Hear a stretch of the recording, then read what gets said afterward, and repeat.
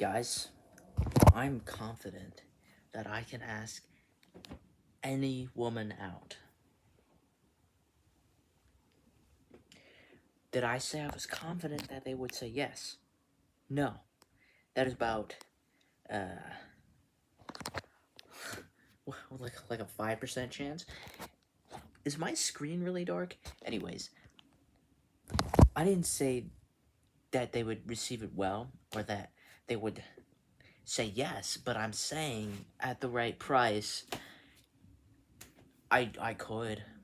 Like if you're like, hey man, I'll give you $20 to go ask that random girl out. I'd be like, okay, what's the big deal? I've reached a point where I just realize doesn't really doesn't really matter.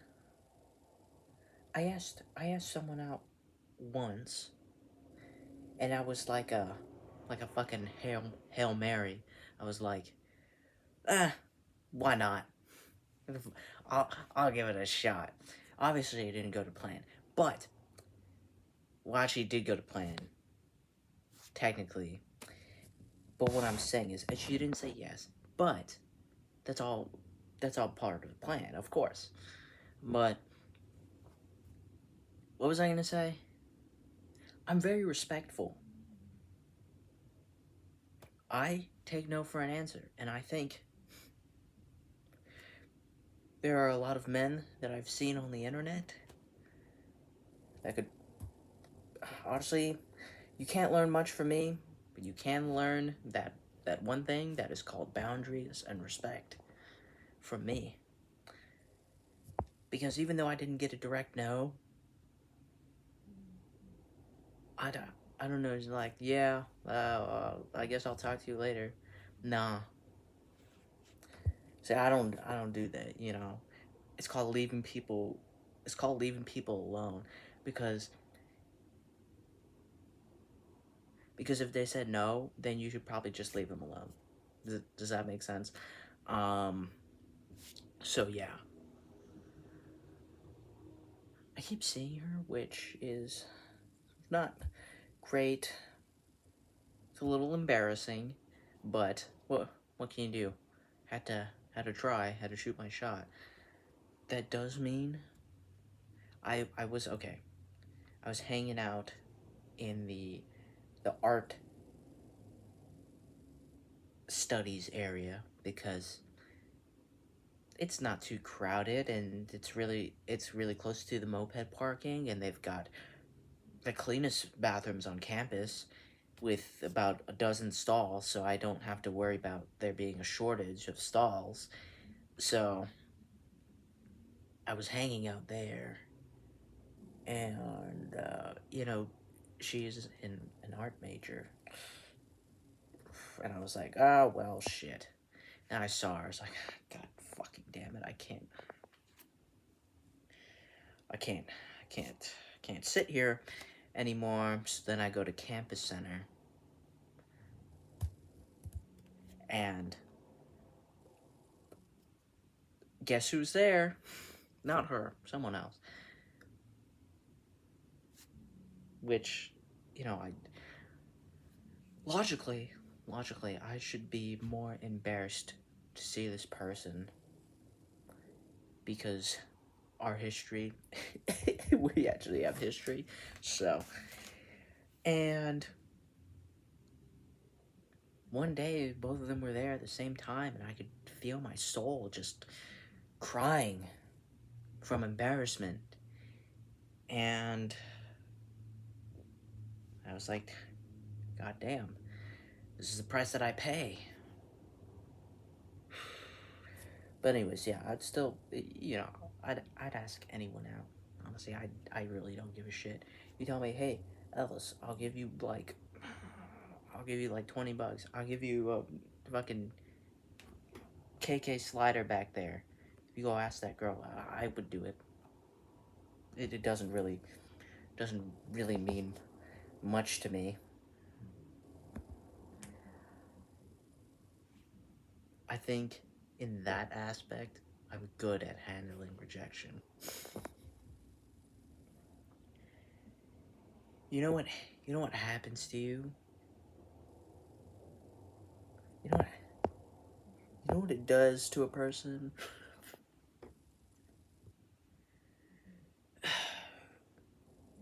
when you when you're like fucking zoned in on one girl for the entirety of high school,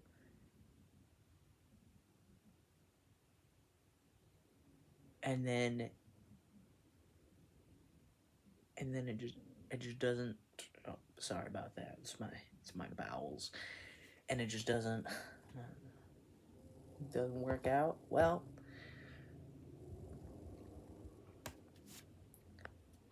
it builds character, and I think it also makes me better at handling rejection because like I compare that minuscule stuff to the amount of pain that I felt there, and I'm like, huh, well, it's not really that bad.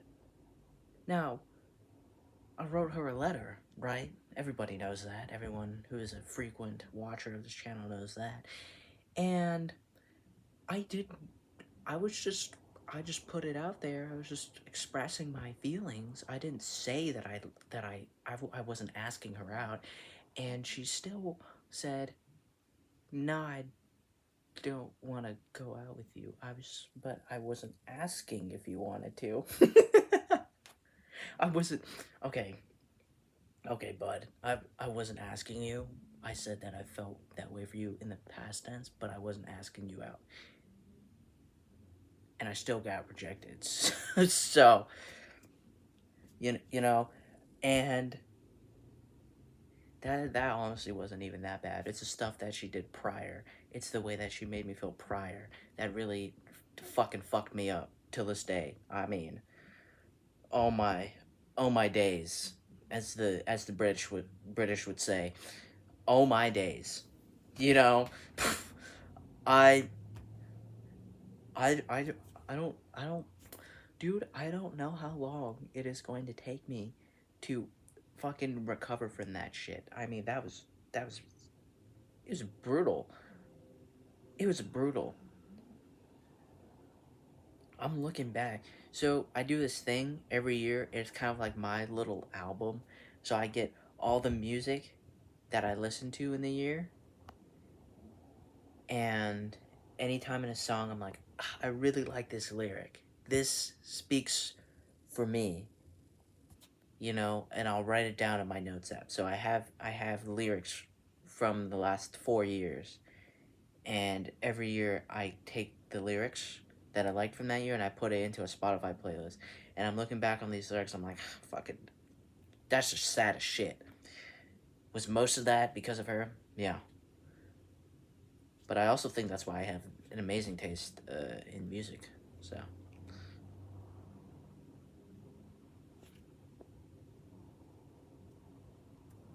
um, yeah, I don't know. I think that's just, I think it's made me overall tougher. It's kind of hard to explain because if I explain it, people are like, whoop they fucking do. Or, that doesn't really make sense. You have to be me. You have to put yourself in my shoes, in my position. Just saying. Just saying. I don't even bother explaining it anymore because honestly, it's fucking stupid. Um, anyways,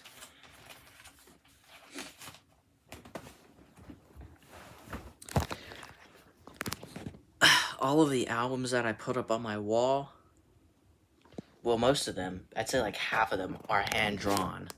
Just just saying I'm no artiste, but I can replicate an album cover. Look at this one. I'm working on it right now. Oh my god, the lighting is so bad. You can't even see the detail.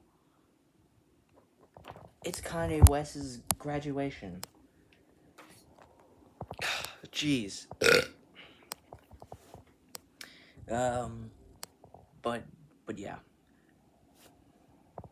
What are my criteria for having for having an album cover on my wall? Well, I have to like all of the songs on the album, or the majority of songs on the album, but those majority of the songs have to really touch me in a in a special way. So that's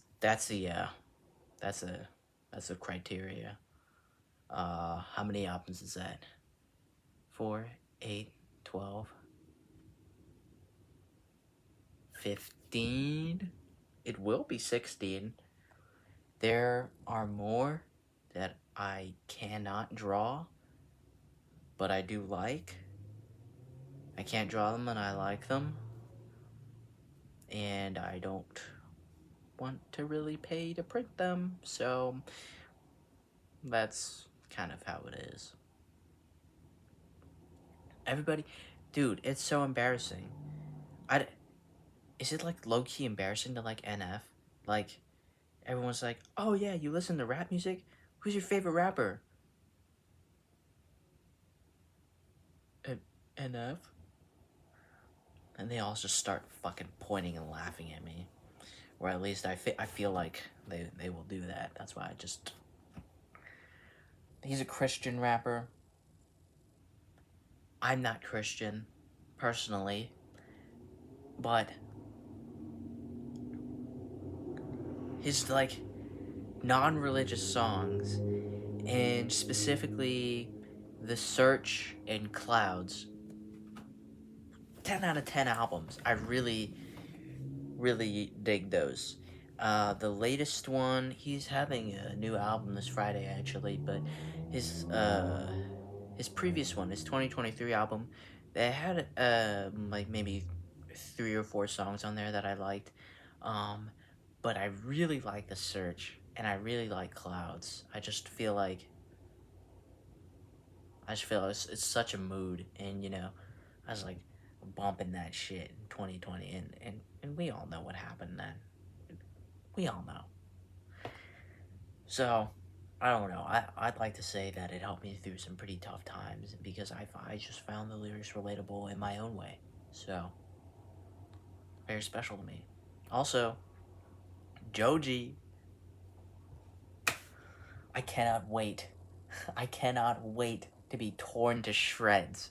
February 6th, is it? February 6th, 2026? I cannot wait. That album is going to rip me to pieces. I'm going to love it so much. At least I hope I do. Past Won't Leave My Bed. It is a ballad. It is amazing.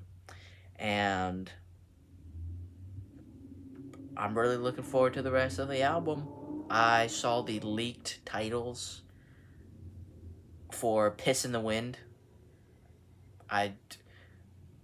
Real Joji move. I think a little bit of Pink Eye, a little bit of Frank is coming out in the album title, Piss in the Wind. But I'm really looking forward to it. I'm really looking forward to crying about it. So, Past Won't Leave My Bed made me tear up a bit. I was like, oh my god, who hurt you? Oh, this is so sad. So, yeah, that's about it.